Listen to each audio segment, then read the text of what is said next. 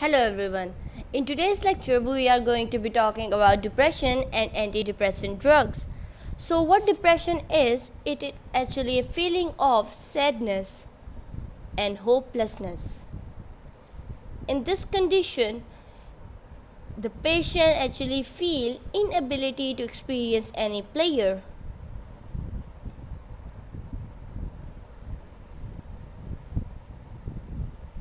In any of his or her usual activities, and he can also have disturbance in sleep cycle or sleep patterns.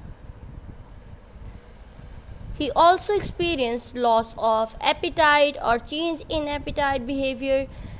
He also feel loss of energy, and there can be also presence of some suicidal thoughts.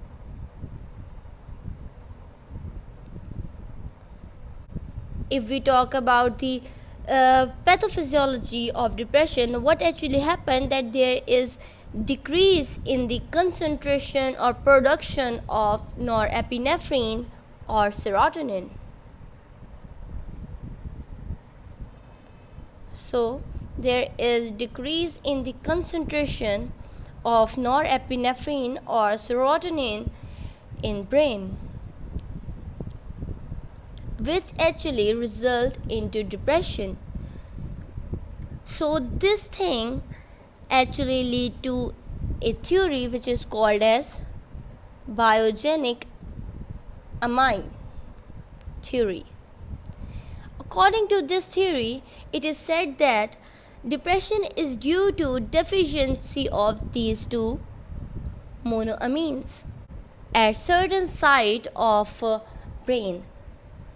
But this theory is actually overly simplified, because after taking antidepressant drug, this thing is immediately recovered, but therapeutic response of the patient takes over several weeks. So it is suggested that reuptake of these neurotransmitter is only the initial effect of the drugs, but it is not directly responsible for antidepressant effects.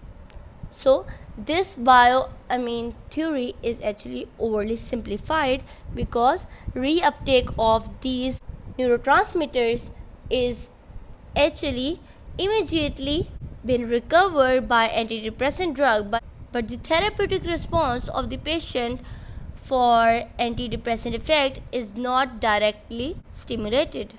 So what antidepressant drugs do is that they potentiate the effect of norepinephrine or serotonin directly or indirectly in brain, which in turn cause the increase in the presence of norepinephrine or serotonin in brain, which result into antidepressant effect.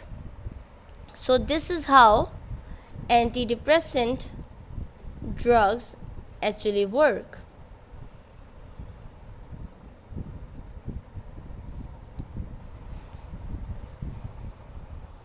So we have different classes of antidepressant drugs, which are SSRIs, which stand for Selective Serotonin Reuptake Inhibitors.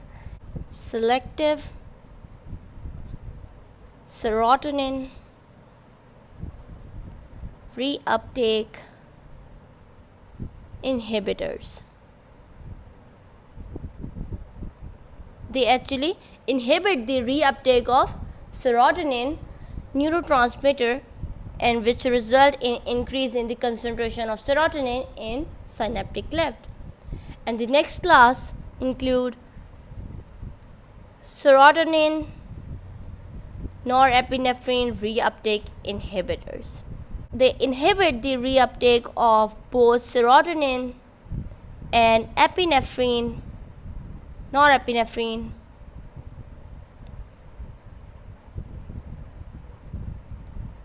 and in this way there is increase in the concentration of these neurotransmitters in the synaptic cleft, which cause increase in the response of these neurotransmitters. And the next class is atypical antidepressants.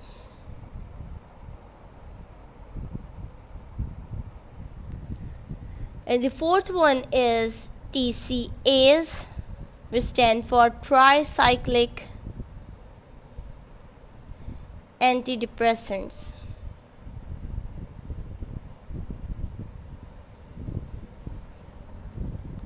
And the next one is monoamine oxidase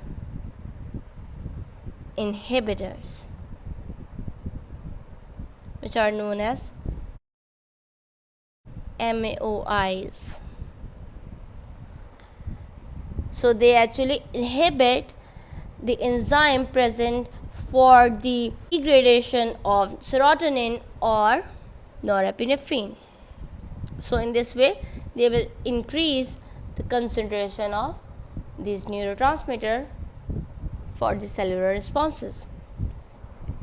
In this video, we are going to be talking about SNRIs, which mean serotonin and norepinephrine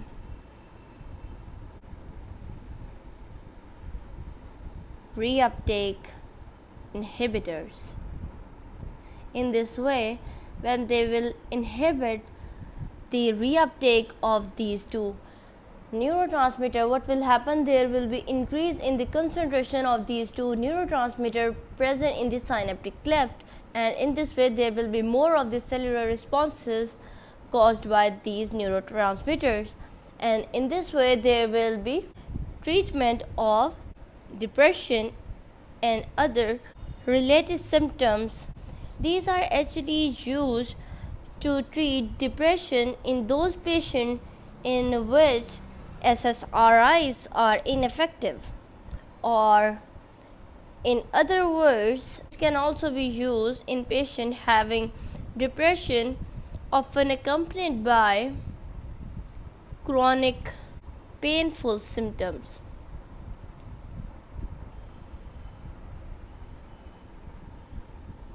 Such as backache and muscle ache, against which SSRIs are also relatively ineffective. So in these two conditions, SNRIs are being used. As SNRIs are not only serotonin reuptake inhibitor, but they are also norepinephrine reuptake inhibitors. So they can also be used in relieving pain associated with diabetic, peripheral neuropathy. When a patient is having high level of sugar in its blood, what this sugar does is that it can cause nerve damage, and in this way there will be diabetic peripheral neuropathy. Other than that, it can also be used to treat or relieve pain associated with posthepetic neuralgia. After the seizures, the pain is still there. It is because of the nerve damage from outbreak, and this is called as posthepetic neuralgia.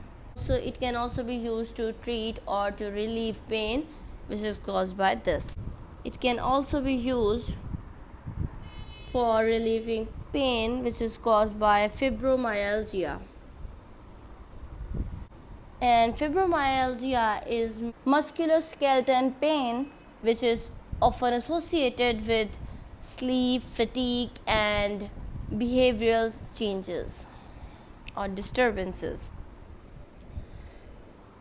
Along with it, it is also used to relieve pain of lower back. SNRIs are actually having little blocking affinity for alpha-adrenergic, muscarinic, or histamine receptors. So therefore, they have lesser side effects than that of TCAs because of less activity on muscarinic, histamine, and alpha adrenergic. So first agent of SNRIs is venlafaxine. Venlafaxine is actually potent inhibitor of serotonin reuptake. So it inhibits serotonin reuptake, but at medium to higher doses it can also cause inhibition of norepinephrine reuptake. So when you take venlafaxine in medium to higher doses, it can cause inhibition of norepinephrine reuptake. Venlafaxine has minimum inhibition of say 450 isozymes, and itself it is actually substrate of CYP2D6. Desvenlafaxine is actually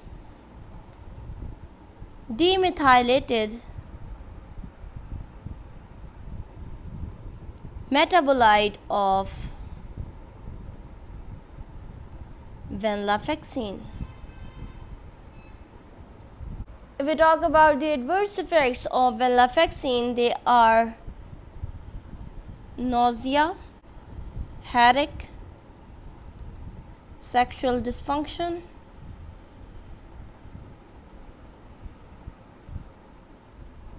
dizziness, insomnia,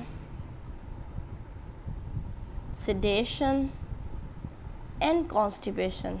These are actually common side effects or adverse effects, but if you increase the dose of venlafaxine, there can be side effects like increase in blood pressure and increase in heart rate. These both are shown when you increase the dose of venlafaxine. Clinical activity and adverse effect profile of desvenlafaxine is similar to that of venlafaxine. So the next agent is duloxetine. This duloxetine is inhibitor of serotonin and norepinephrine reuptake at all doses. It is extensively metabolized through liver, therefore it should be given cautiously in patients having liver dysfunction. And duloxetine is actually moderate inhibitor of CYP450 isozyme,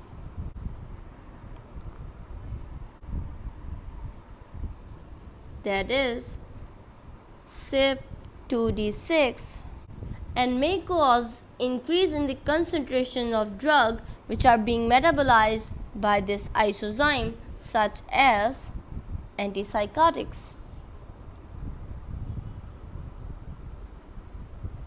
So antipsychotics are being metabolized by this isozyme, which is being inhibited by duloxetine. If we talk about the adverse effects of duloxetine, it include nausea,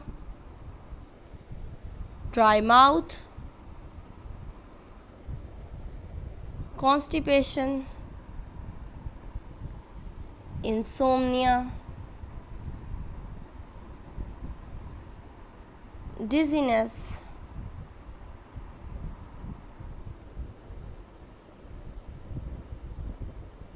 sweating, sexual dysfunction. Not only this duloxetine may also increase in blood pressure and heart rate.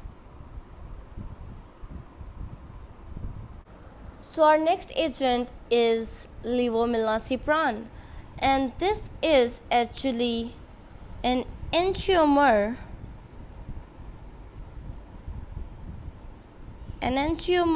of an older SNRI, which is milnacipran. And this milnacipran was previously used for treating depression and fibromyalgia. The adverse effect profile of levomilnacipran is similar to that of other SNRIs that we have discussed. It is primarily metabolized by CYP3A4. Thus, its activity may be altered by inducers or inhibitor of this enzyme system. So, if there is inhibitor of this isozyme, what will happen? There will be increase in the concentration of levomilnacipran in body. Whereas, if there is inducer of this isozyme, what will happen? There will be much more metabolism of this agent, and there will be less of the therapeutic response of this agent. So this milnacipran was used to treat. Now it is not being used. It is an older SNRI. It was being used for depression and fibromyalgia.